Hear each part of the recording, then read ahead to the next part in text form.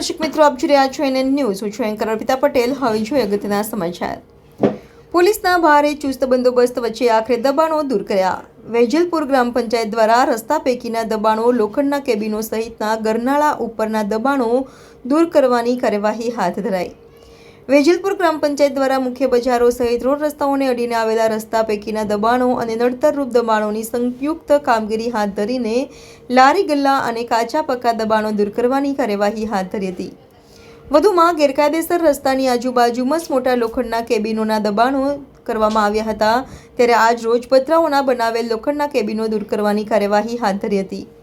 ત્યારે દબાણ હટાવ કામગીરી દરમિયાન દબાણો ન હટે તે માટે કેટલાક દબાણકારોએ ધમપછાડા કર્યા હતા અને મામલતદારને કેબિનો નહીં હટાવવા માટે રજૂઆત કરી હતી અને દબાણો દૂર કરવા માટે 1 મહિનાનો સમય માંગતી રજૂઆત પણ કરી હતી. ત્યારે દબાણદારોને વેજલપુર ગ્રામ પંચાયત દ્વારા 3 નોટિસ આપીને દબાણો દૂર કરવા માટે જણાવ્યું હતું. તેમ છતાં દબાણો યથાવત રહેતા આખરે પ્રાંત કલેક્ટરના આદેશ બાદ આખરે આજ રોજ દબાણો દૂર કરવાની કાર્યવાહી હાથ ધરી હતી.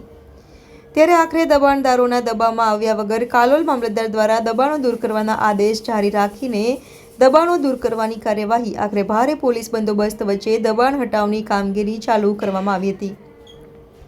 મળતી વિગત મુજબ આ ગેરકાયદેસર કેબિનો અંદાજિત વર્ષ 2021માં મૂકવામાં આવ્યા હતા.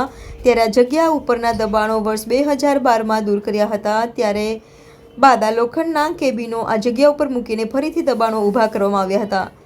ત્યારે આખરે અમુક જાગૃત નાગરિક દ્વારા જિલ્લા સ્વાગત કાર્યક્રમ અંતર્ગત દબાણો દૂર કરવા માટે અરજી કરતા આખરે જિલ્લા વહીવટીતંત્રના આદેશ બાદ દબાણો દૂર કરવાના આદેશ વેજલપુર ગ્રામ પંચાયતને કરવામાં આવ્યા હતા.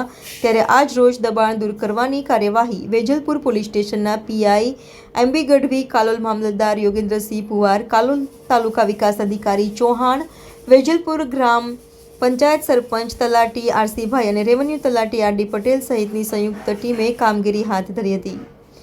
રિપોર્ટર ઇમરાન પાડવા, એનએન ન્યૂઝ વેજલપુર. દર્શક મિત્રો, એનએન ન્યૂઝને લાઇક, શેર, સબસ્ક્રાઇબ કરો, બેલ આઇકન પ્રેસ કરો જેથી આપને નોટિફિકેશન્સ મળતી રહે.